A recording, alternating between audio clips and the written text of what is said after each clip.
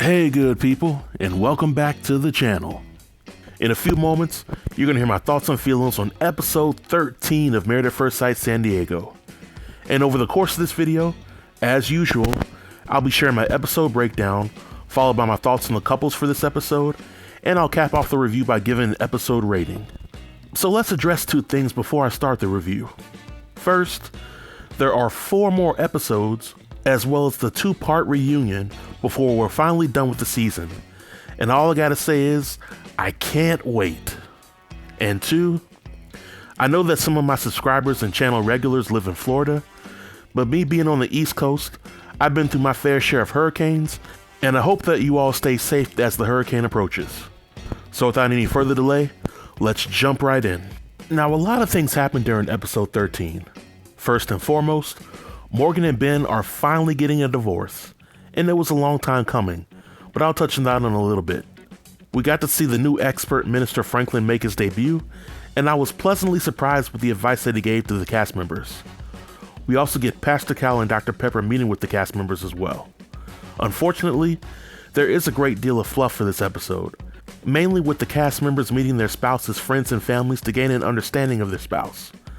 But if you haven't seen the episode yet, and I had to give a recommendation, then I would recommend that you check it out, with the remote in your hand to fast forward through the fluff scenes. But now, I'll be getting into the significant things that happen with each couple for this episode. We first see Krysten and Mitch together as they meet with Dr. Pepper to talk about their marital issues. And these issues are essentially the same repeating issues from the previous episodes. All in all, Krysten appreciates Mitch for being a great guy, but she is slowly starting to realize that Mitch is not the man for her. And this is mainly due to their conflicting personalities, life goals, and values. Krysten goes on further to let Mitch know that his contrarianism affects her in many ways. Translation: Mitch says some dumb stuff sometimes, and this not only dries up Krysten's love puddle, but it makes her want to drop kick him in his throat. But Mitch essentially shares that his way of thinking will never go away. Now, I appreciate Dr. Pepper for being optimistic and reminding Krysten and Mitch how far they came since wedding day. But at this point, it's painfully clear that they have no business being together. Next, there's Stacia and Nate. We first see them together as they meet with Pastor Cal to talk about how things have been going in their marriage. And as usual, Pastor Cal brought up Stacia and Nate's sex life, and I think this discussion got a rise out of Pastor Cal. But then, they shifted to the topic of love, and Stacia admits that she loves Nate. Pastor Cal then puts Nate on the spot, and he asks Nate if he loves Stacia in return. Nate replies that he admires Stacia, but he hasn't told her that he loves her yet. And in my opinion, that's the biggest load of BS. Either you love her or you don't. No sense in dancing around the issue. But Pastor Cal gets Nate to admit that he's hesitant to love because he doesn't want to get hurt. Somehow the topic gets on cheating, and Stacia admits that she has cheated on her boyfriend over 10 years ago. This admission catches Nate's attention, and there's clearly a shift in his demeanor. Pastor Cal asks Nate how the disclosure made him feel, and Nate claims that it made him disappointed, which in my opinion is crazy. I can't speak for Nate, but for me as a man, I appreciate any woman that can be honest versus one that has to lie and omit the truth to spare my feelings. And cheating 10 plus years ago isn't the end of the world. If Stacia truly changed, then Nate should leave the past in the past. And normally I'm Team Nate, but I can't side with him on this. Next up is Alexis and Justin. Their first scene is of them meeting with the new expert, Minister Franklin. And who would have thought that it will only take 13 episodes for him to make his first appearance? But Minister Franklin wasted no time jumping into Alexis and Justin's issues, beginning with Alexis' desire to go to the club. I like how Minister Franklin was able to cut through the BS and find out the root of the issues that Justin and Alexis have. Alexis feels smothered and wants to be free, while Justin fears that Alexis will find another guy if she continues to explore her freedom. I think that the confidence that Minister Franklin has is something that Justin aspires to have, and Justin seems very receptive of everything that Minister Franklin had to say, as did Alexis. That is, until the topic of sex came up. During this discussion, Alexis claimed that she's used to being dominated in the bedroom, and she's looking for Justin to tear it up. But Justin shares that he can dominate, but he needs Alexis to reciprocate the energy. After all, in these days and times, No guy really wants to pounce on a woman like a cheetah on a rabbit and dominate her without her giving clear indication that she wants that to happen. Next up is Morgan and Binh. They meet with Dr. Pepper, and the very first question Dr. Pepper asks is, what do you think brings out the best in you? Morgan answers this question by talking about being with the right person and trusting them.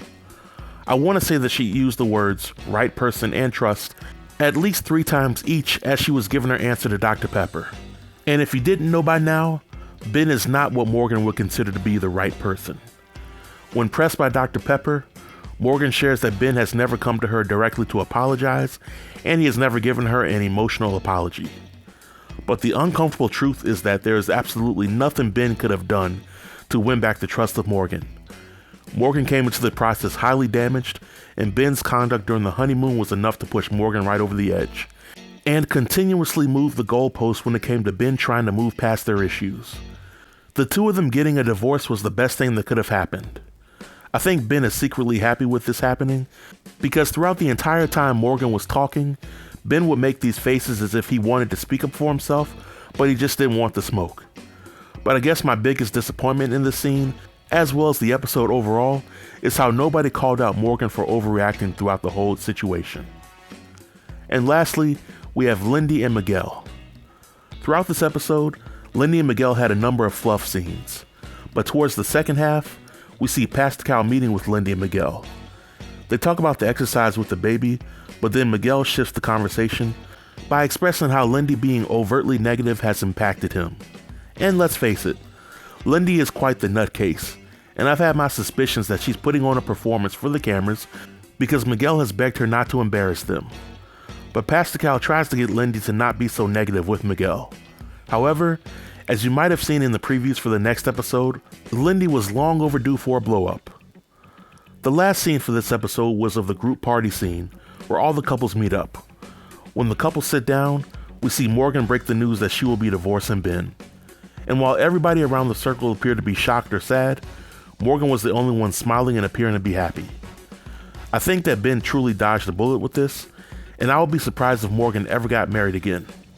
But the couples take turns talking about their experiences on the show, and we eventually get around to Krysten and Mitch. Krysten uses this time to confront Mitch about the things that he said to her sister via video chat, and apparently there are still issues with Mitch being attracted to Krysten. Instead of owning up to what he said, Mitch played ignorant, which further pissed Krysten off. From what I gathered in the scene, Krysten and Mitch made up their minds that they will not be together past decision day, but they will continue to go through with the process only to fulfill their contractual obligations. But overall, on a scale of 1 to 10, I will give this episode a 5. While there was plenty of fluff this episode, I was happy that the show was finally done with Morgan and Binh, and I was glad that for the most part, the experts gave the cast members some pretty solid advice. But I would definitely like to know what you thought about tonight's episode. Feel free to leave any comment that you may have below in the comment section, and I'll be sure to reply to everybody. Until next time, stay tuned and stay safe. Peace.